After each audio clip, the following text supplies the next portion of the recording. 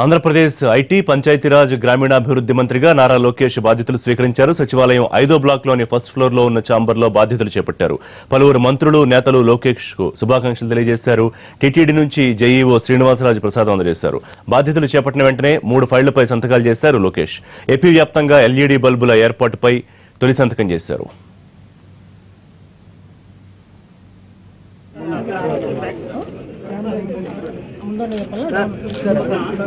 సంతకం అయిపోయినాడు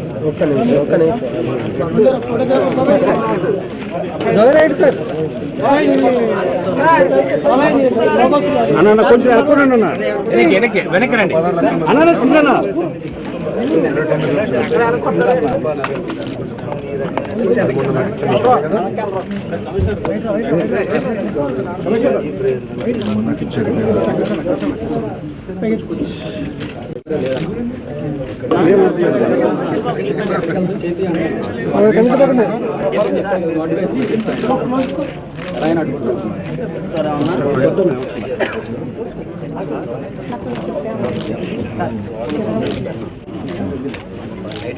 అన్న కొంచెం సైడ్ పెట్టారు. ఓకేనా? ఓకేనా అట్లా అట్లా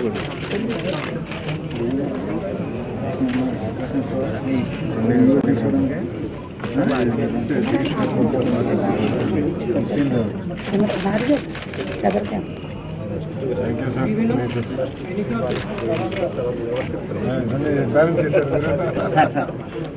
నుంచోమంటారా? అందుకే నుంచుంటే పెట్టారు కదా. సార్ రవాణా సార్ కొంచెం ముందు ఒక నిమిషం.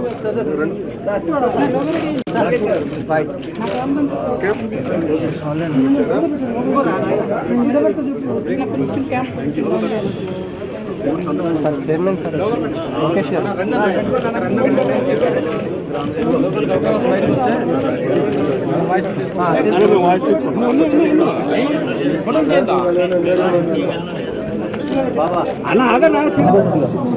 మీరు చూస్తే ఎప్పుడైతే శాఖల కేటాయింపు జరిగిందో ఇమ్మీడియట్గా నేను ఛార్జ్ తీసుకోకపోయినా ఉన్న పెద్దలతో కూర్చుని, డిపార్ట్మెంట్ పెద్దలతో కూర్చుని టైం టు టైం పరీక్షించి ఏం చేస్తే బాగుంటుంది, రాబోయే రోజుల్లో ఏం చేయాలి, గత 3 సంవత్సరాలు మీరు ఏం చేశారు అనేది ఒక డిస్కషన్ చాలా ఓపెన్గా పెట్టుకున్నాం. దాంట్లో భాగంగా మొదటి ప్రణాళిక మేము పిఆర్ఆర్డీలో తీసుకుంది ప్రతి గ్రామంలో, తాండాలో కానివ్వండి, ఎక్కడ కానివ్వండి తాగునీటి సమస్య అనేది ఉండకూడదు, 100% అనేది ఒక మేము నిర్ణయం తీసుకోవడం జరిగింది. గతంలో కూడా చాలా బాగా చేసింది డిపార్ట్మెంట్.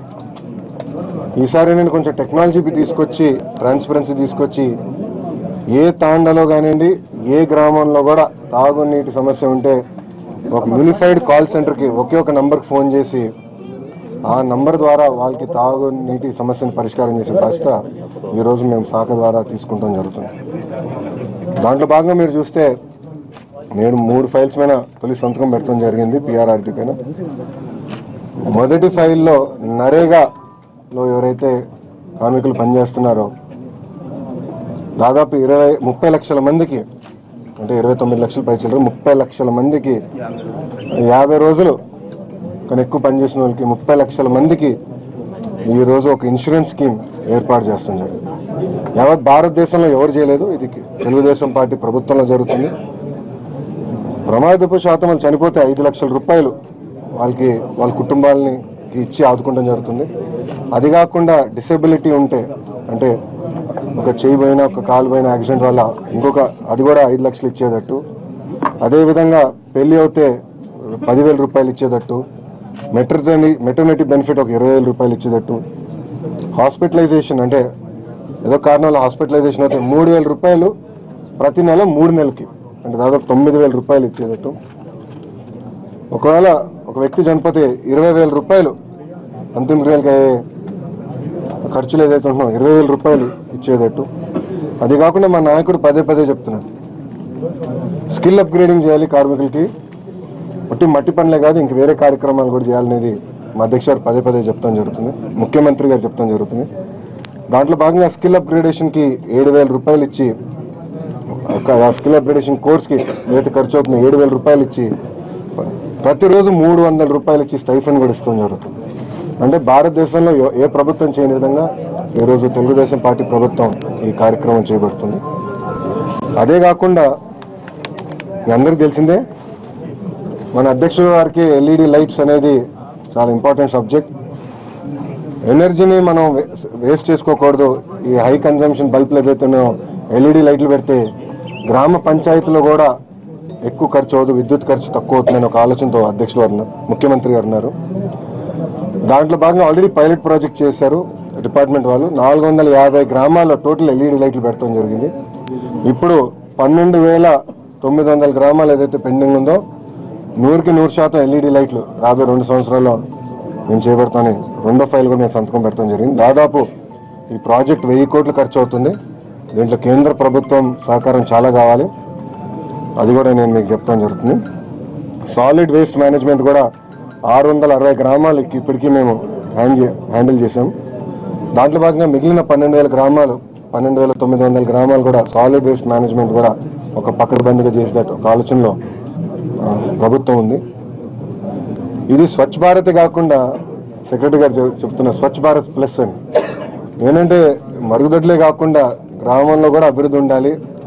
అధ్యక్ష వారి ఆలోచన ఏంటంటే రోడ్లనే అయిపోవాలి, లింక్ రోడ్లు అయిపోవాలి, గ్రామాల్లో స్కూల్ ఉంటే ప్లే గ్రౌండ్ అద్భుతంగా ఉండాలి, శుభ్రత చాలా బాగుండాలి, చెట్లు ఉండాలి. సో ఒక ఆలోచనతో ఏంటంటే అధ్యక్ష వారు ప్రతి గ్రామం ఒక స్మార్ట్ గ్రామంగా ఉండాలనేది మన ముఖ్యమంత్రి గారి ఆలోచన. సో దాంట్లో భాగంగా రాబోయే 2 సంవత్సరాలు తప్పనిసరిగా అన్ని గ్రామాలని ట్రైబల్ బెల్ట్ అవనండి, లేదంటే కిందున్న గ్రామాలు కానీ అన్ని కూడా అభివృద్ధి చేసే బాధ్యత శాఖ తీసుకుంటుంది. దాంట్లో భాగంగా డిపార్ట్మెంట్ పెద్దలకి, అదేవిధంగా అయ్యన్న పాత్రుడు గారికి, మంత్రి గారు ఎవరైతే ఈ డిపార్ట్మెంట్ని హ్యాండిల్ చేశారో ఆయనకి ప్రజలందరూ కృతజ్ఞతలు చెప్పుకోవాలి. ఎందుకంటే ఎవ్వరు ఊహించిన విధంగా నరేగా చేస్తాం జరిగింది. ఎవ్వరు ఊహించలే. మీరు గమనిస్తే ఏ రాష్ట్రానికి రానంత నరేగా డబ్బులు ఆంధ్ర రాష్ట్రంకి వస్తాం జరిగింది. మనకి 4% పాపులేషన్ ఉంటే 9.18% నరేగా డబ్బులు తీసుకొస్తాం జరిగింది. సో 16,000 కోట్ల లోటు బడ్జెట్ ఉన్న నరేగాతో అనుసంధానం, అన్ని ప్రోగ్రాంలు అనుసంధానం చేసి చాలా అద్భుతంగా చేశారు అయ్యన్న పాత్రుడు గారు. ఆయన మాకు సీనియర్ నాయకుడు. సో ఆయన డైరెక్షన్లో కూడా నేను నడుస్తానని మీ అందరికీ తెలుపుతున్నాను. ఇంకొక శాఖ ఐటీ శాఖ.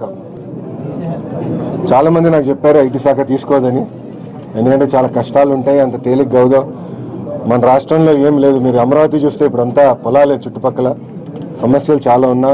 నా ఒకే లక్ష్యం యావత్ భారతదేశంలో కాదు ప్రపంచంలో ఐటీ వాళ్ళు ఎవరిని ఉంటే వాళ్ళందరూ ఆంధ్ర వాళ్ళే. అమెరికాకి వెళ్ళండి, ఆస్ట్రేలియాకి వెళ్ళండి, యూరోప్కి వెళ్ళండి, ఎక్కడికి వెళ్ళినా ఐటీ వాళ్ళే. స్మాల్ మీడియం ఎంటర్ప్రైజెస్ కూడా అంతా ఆంధ్రలో నడిపిస్తున్నారు. హైదరాబాద్లో కూడా మెజారిటీ ఐటీ కంపెనీలు ఆంధ్రలో నడిపిస్తున్నారు. దాంట్లో భాగంగా ఒక ఛాలెంజ్గా తీసుకుని ఐటీ శాఖని, అదేవిధంగా ఎలక్ట్రానిక్ మ్యానుఫ్యాక్చరింగ్ కూడా నాకు బాధ్యత ఇచ్చారు అధ్యక్షుడు ముఖ్యమంత్రి గారు. దాంట్లో భాగంగా అది కూడా ఆ శాఖను కూడా నేను పునరుద్ధరించి ఆల్రెడీ చాలా బాగా చేశారు. ఎందుకంటే ఏమి లేని దగ్గర నుంచి మనం ప్రారంభిస్తున్నాం. కొన్ని ఇబ్బందులు ఎదుర్కొన్న పక్కన పల్లె రఘునాథ్ రెడ్డి గారు కూడా చాలా కష్టపడ్డారు, చాలా ప్రయత్నించారు. దానికి కొన్ని ఫలితాలు కూడా వచ్చినాయి. ఎవరు ఊహించిన విధంగా వైజాగ్లో ఈరోజు ఫైనాన్షియల్ టెక్నాలజీ క్యాపిటల్గా మనం ఏర్పాటు చేస్తుంది. భారతదేశంలో ఎక్కడ లేని విధంగా వైజాగ్లో అది మనం ప్రారంభించుకున్నాం. అదే కాకుండా small medium enterprises manufacturing, cell phone manufacturing, మన టీవీస్, ఫ్రిడ్జెస్ మ్యానుఫ్యాక్చరింగ్ అంతా మన కింద వస్తుంది. కనుక రాబోయే రోజున మీరే చూస్తారు. చాలా పెద్ద టాస్క్ ఇచ్చాను విజయానంద్ గారు కూడా. మేము అందరం కూర్చున్నాం, రాత్రి 11 వరకు కూడా రివ్యూ పెట్టుకున్నాం. చాలా పెద్ద టాస్క్ పెట్టుకున్నాం. భారీ ఎత్తున ఐటీలో, అదేవిధంగా ఎలక్ట్రానిక్ మ్యానుఫ్యాక్చరింగ్లో రాబోయే 2 సంవత్సరాలు చాలా అద్భుతమైన అవకాశాలు ఉంటాయి. ఉద్యోగాలు కూడా ఇప్పించే బాధ్యత ప్రభుత్వం తీసుకుని నాకు ఎలాంటి సందేహం లేదు దాంట్లో. ఎందుకంటే మనకి 2 అడ్వాంటేజెస్ ఉంది. ఒకటి, తెలివైన ఆంధ్రోలు ఉన్నారు, కష్టపడే ఆంధ్రోలు ఉన్నారు. రెండోది, మనకి బ్రాండ్ అంబాసిడర్ చంద్రబాబు నాయుడు గారు ఉన్నారు. సో ఎవరు అవసరం లేదు, ఆయన ఒక్కరుంటే చాలు. సో ఐటీ, ఎలక్ట్రానిక్ కూడా రాబోయే రోజుల్లో మీరే చూస్తారు. ఆల్రెడీ యాక్టివిటీ స్టార్ట్ చేసాం, కొన్ని ఇనాగ్రేషన్స్ కూడా ప్లాన్ చేసుకున్నాం. ఆల్రెడీ 2-3 కంపెనీలు వస్తాం జరిగినాయి. ఒక కార్యాచరణ కూడా రాబోయే రోజుల్లో మీరు చూస్తాం జరుగుతుంది. ఇక్కడున్న మీడియా ప్రతినిధులు అందరూ కోరేది ఒకటే, మీ సహకారం కూడా అవసరం. రాష్ట్రాన్ని అందరం మనం కలిసికట్టుగా అభివృద్ధి చేసుకోవాలి. సమస్యలు ఉంటాయి, ప్రజలు కూడా విజ్ఞప్తి చేసుకునే సమస్యలు చాలా ఉన్నాయి, నాకు సందేహం లేదు. ఎందుకంటే కొత్త రాష్ట్రం, కానీ ఒక పద్ధతి ప్రకారం మీ గ్రామీణ తాండా అభివృద్ధి చేసే బాధ్యత నేను వ్యక్తిగతంగా తీసుకున్నందుకు నేను సెలవు తీసుకుంటాను. నమస్కారం.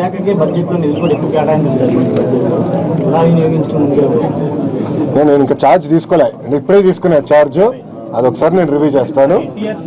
ఒక్క నిమిషం, ఎంత కేటాయింపు జరిగింది ఏంటనే ఒకసారి నేను రివ్యూ చేస్తాను.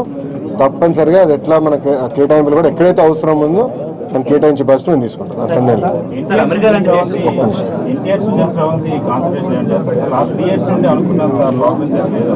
ప్రోగ్రెస్ ఉందమ్మా, కానీ ఏమైందంటే ఎన్టీఆర్ జిల్లాలో మోడల్ ఏది అంటే క్లస్టర్ మోడల్తో వెళ్దామా, ఇండిపెండెంట్ ప్లాంట్ మోడల్తో వెళ్తాం అనేది పెద్ద చర్చ జరిగింది.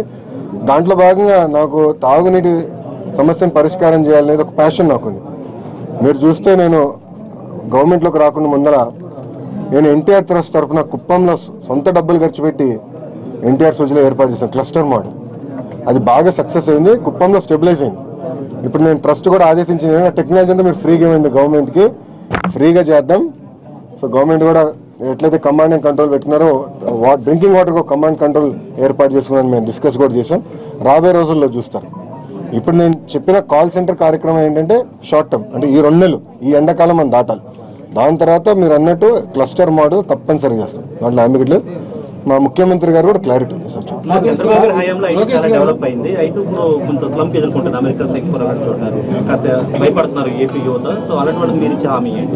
అది కూడా నా దృష్టికి వచ్చింది. H1B ఇష్యూ కూడా నా దృష్టికి వచ్చింది.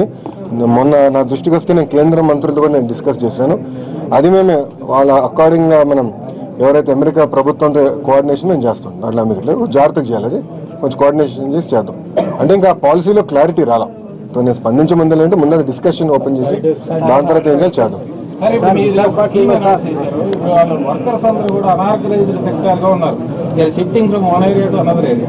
ఇది అన్న ప్లాన్ గా వాళ్ళందరినీ ఒక దీని కింద తీసుకురాబోతున్నారు. ఎట్లా వాటి అంటే 50 రోజుల కన్నా ఎక్కువ ఎవరైతే మన నరేగాలో పనిచేశారో వాళ్ళు ఆటోమేటిక్గా ఎలిజిబుల్ అయిపోతారు దీనికి. సో మాకు డేటా ఉంటుంది కదా, ఇప్పుడంతా ఆధార్తో లింక్ అయిపోయింది. సో ఎక్కడికి వెళ్ళినా మాకు తెలిసిపోతుంది కదా, ఎక్కడ పనిచేసినా మాకు తేలిపోతుంది కనుక ఆ ఇబ్బంది లేదు. సార్, విశాఖపట్నంలో 10 years గా ల్యాండ్ అలాట్మెంట్ ఐటీ కంపెనీలు జరిగింది, కానీ ఆ ప్రపోర్షనేటర్లు అవి పరీక్ష అవ్వట్లేదు. అంటే ల్యాండ్ తీసుకోవడం, ఎకరాకి ఉద్యోగాలు అన్న నార్మ్ కూడా పాటించకుండా వైలేషన్ ఉంది. పల్లె రఘునాథ్ గారి దృష్టికి కూడా చాలాసార్లు వచ్చింది, కానీ ఏదో రివ్యూ చేస్తామంటారు. ఏం చేస్తారు సార్? ఇప్పుడు ఆ ల్యాండ్ అలాట్మెంట్ తెలుగుదేశం పార్టీ హయాంలో జరిగింది కాదు. అది ఏదైనా గవర్నమెంట్ ఒక్క నిమిషం పూర్తి చేయండి. తెలుగుదేశం పార్టీ హయాంలో జరిగింది కాదు, అది 2008 నుంచి జరిగిన ల్యాండ్ అలాట్మెంట్. అక్కడ కూడా వాళ్ళతో కూడా నేను ఒక సమీక్ష పెట్టుకుంటే ఏ కారణం వల్ల వాళ్ళు చేయలేకపోతున్నారో నేను కూడా తెలుసుకోవాల్సిన బాధ్యత. దాని తర్వాత ఎట్లా యాక్టివిటీ ముందు తీసుకెళ్ళి మేము తీసుకెళ్తాం. దాంట్లో ఆమె రియల్ ఎస్టేట్ డెవలప్మెంట్ చేసానికి ఎవరికి లేదు. ల్యాండ్ ఇచ్చింది రియల్ ఎస్టేట్ డెవలప్మెంట్ కాదు, మన ఆంధ్ర యువకులకి ఉద్యోగాలు ఇచ్చడానికి ఆ భూమి ఇస్తాం జరిగింది. అది నేను రివ్యూ చేస్తాను. రివ్యూ చేసి దాన్ని ఎట్లా టేకప్ చేయాలో విజయానంద్ గారితో నేను కోఆర్డినేట్ చేస్తాను. ఒక 4-5 రోజులు పడుతున్నాను. మేము టెక్నాలజీ సైడ్ మేము నేల్ అవుట్ చేస్తున్నాం. 4-5 రోజుల్లో నేనే ప్రకటిస్తాను నంబర్ కూడా. ఎన్ని గ్రామాలు ఐడెంటిఫై చేశారు సార్ తాగునీటి సమస్య ఎక్కువ ఉన్నది?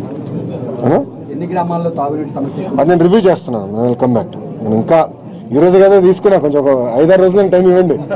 నేను ముందర ఏం ప్రిపేర్ అవ్వలేదు.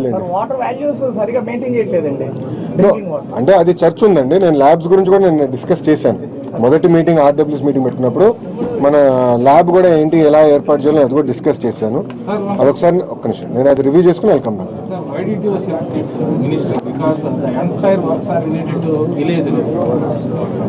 ఫోకస్ అనేది పొజిషన్ కావడం అనేది హైలైట్ అవడం కష్టం.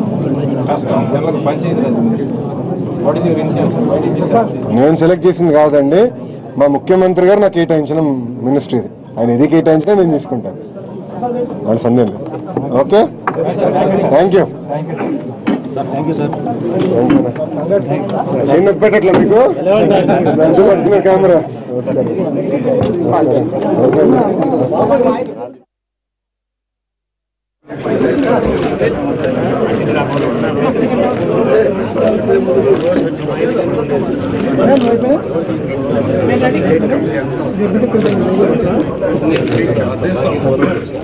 Thank you.